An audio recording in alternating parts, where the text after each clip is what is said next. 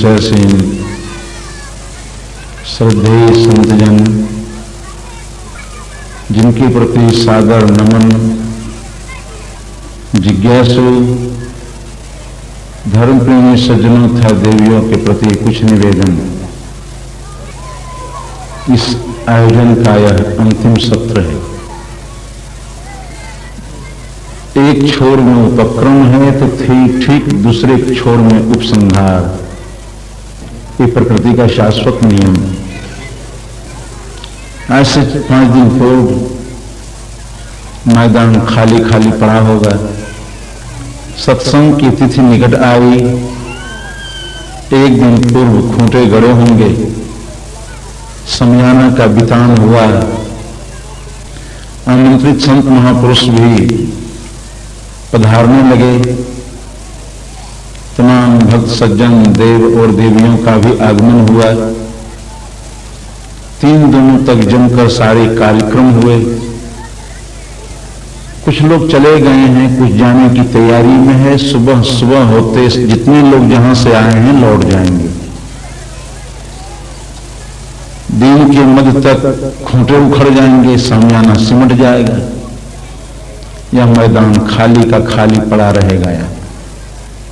हम लोगों का जीवन भी वही।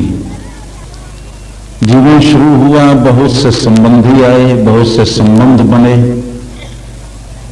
बनी ठनी चमड़ी, काले घुंघराले बाल, बड़े आकर्षक। धीरे धीरे शरीर में भी जीवनता आएगी। मिलने वाले लोग बिछुड़ते जाएंगे। एक दिन चेतन निकलेगा, शरीर भी बिखर जाएगा, कहीं कुछ नहीं। हम चाहें तो भी, न चाहें तो भी, प्रकृति के इस नैसर्गिक नियम से हम अपने आप को बचा नहीं सकते हैं।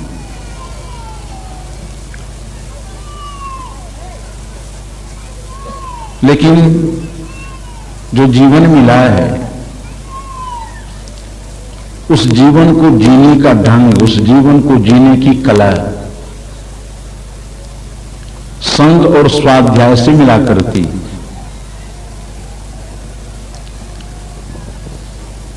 जीवन को सुखी और शांत करने के लिए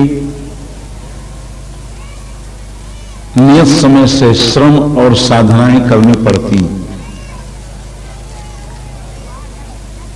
सुबह के सत्र में इन विषयों पर अर्धांश चर्चा हुई थी कि जब तक शरीर चेतन शरीर के साथ संबंध है, सुख चाहिए इस चेतन को। सुख के लिए किन किन चीजों की आवश्यकता है, इस पर भी संक्षेप चर्चाएं हुई थी। वेदांत परिभाषा में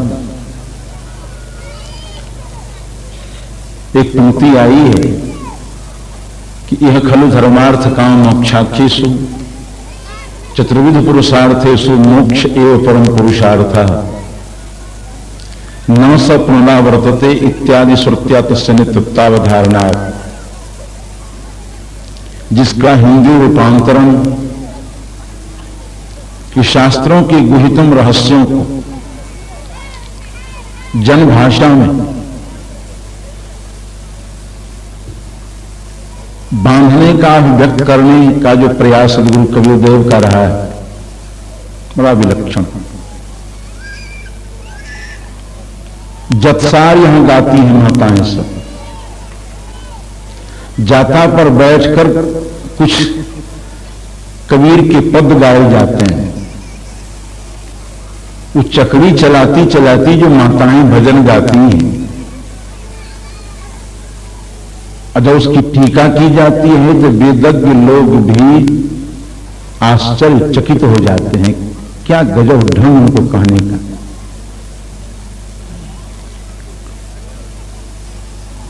और वेदांत परिभाषा की पंक्ति मैंने आपके सामने रखी, उसी का हिंदी रूपांतरण है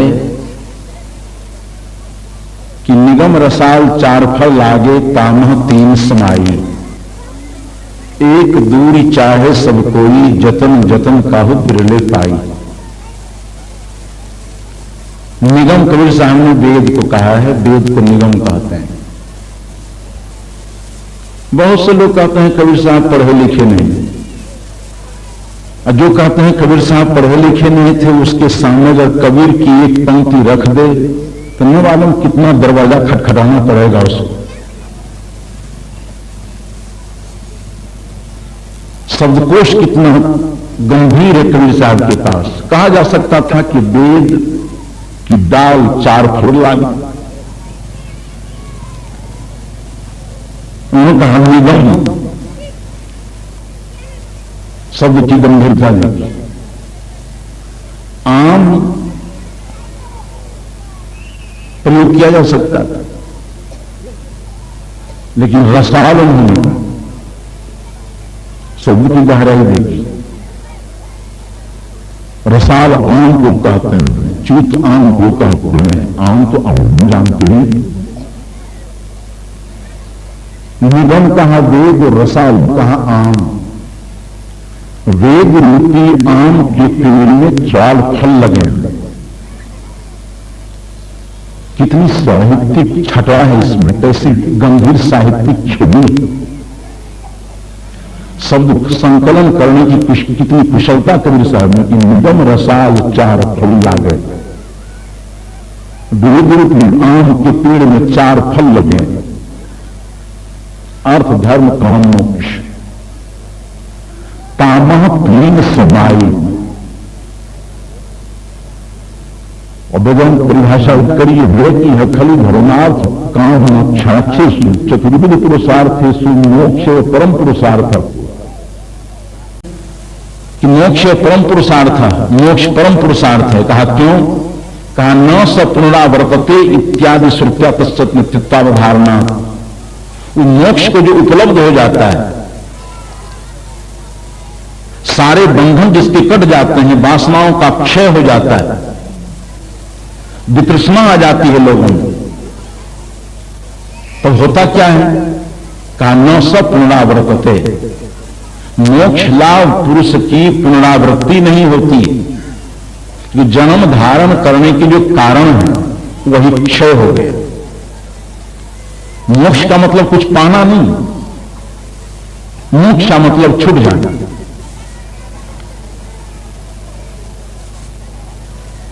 मुचलरी मुक्तो धातु, मुक्ति अर्थ में, छूट जाना अर्थ में, उससे प्रत्यय होकर के मोक्ष निष्पन्न होता है।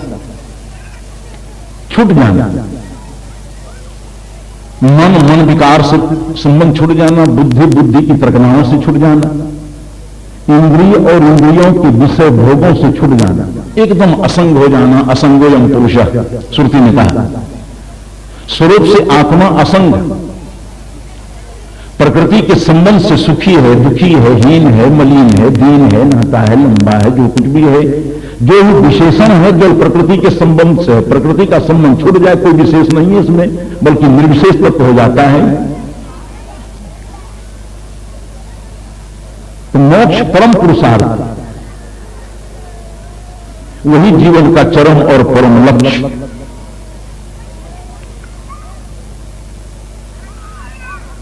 वही शांति है, वही परम पद है, वही निर्वाण, वही केवल दशा है, वही स्वरूप स्थिति।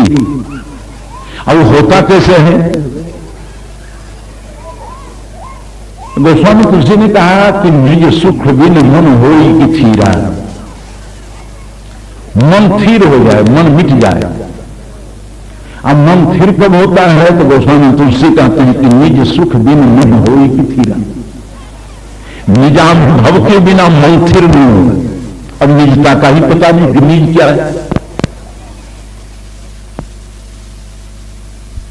इंद्रियों को निज माने, मन बुद्धि को निज माने, प्राण को निज माने, अंधकार पर को शब्द को निज माने। आखिर सबको जानने वाला, आंख खोल बिहार पत्थर मिट्टी पहाड़ आकाश देखने वाला, आंख बंद करो तो अंधकार प्रकाश शब्द को सुनने और ढांकने वाला, वही निज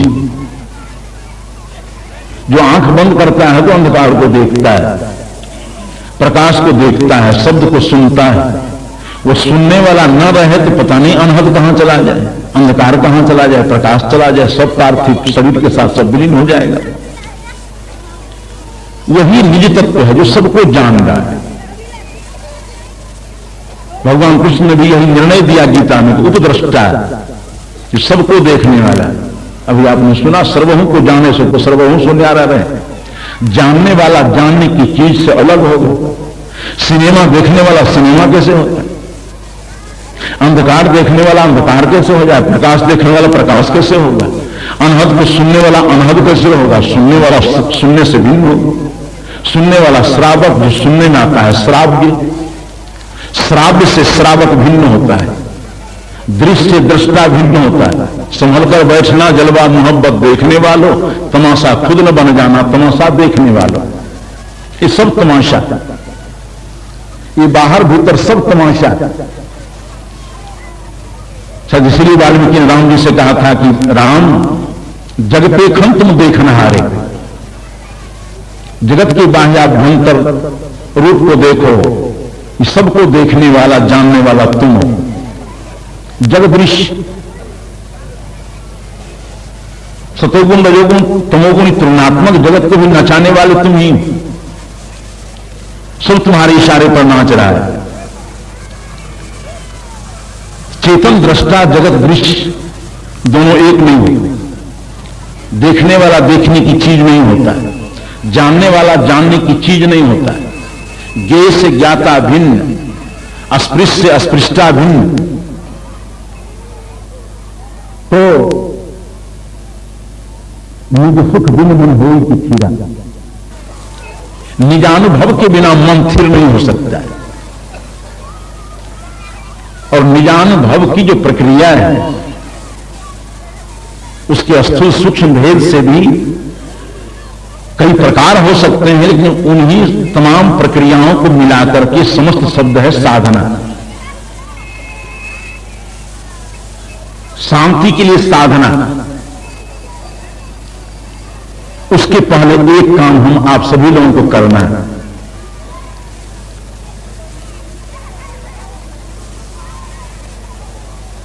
पहले आत्म सुधार।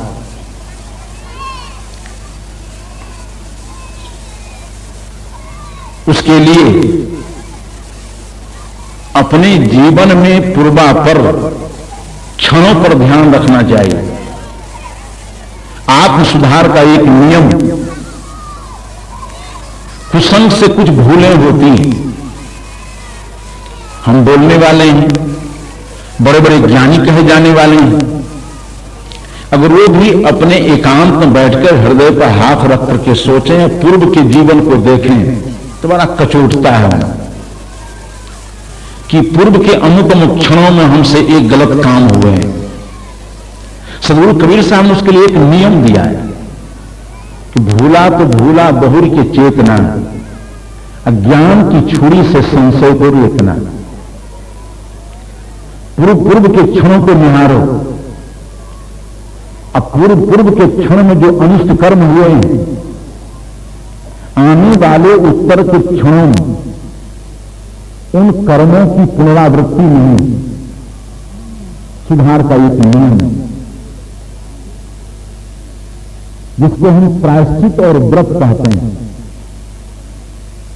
ये सूत्र हम आप सभी लोगों के लिए आवश्यक है, क्योंकि भूल किससे नहीं है, बहुत भूल हुई है, अभी भूल होती रहती है। ये भूल हुई, भूल करते भी ये बड़ा दुर्भाग्य। भूल हो गई है। गांधी जी ने इसी तरफ इशारा किया था कि प्रायश्चित क्या है और व्रत क्या है।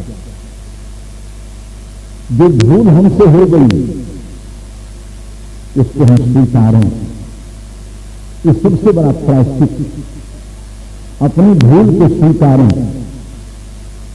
ये प्रायश्चित भूल पर मिट्टी डालने का प्रयास करें, ये सबसे बड़ी ढिठाई अधमता है। जो हमसे भूले हुए उसको स्वीकार लें, सबसे बड़ा प्रायश्चित। और इस भूल की पुनरावृत्ति अब आगे कभी नहीं होगी। ये निश्चित नियम जीवन में सबसे बड़ा व्रत। जो भूले हुए इसको स्वीकार करें।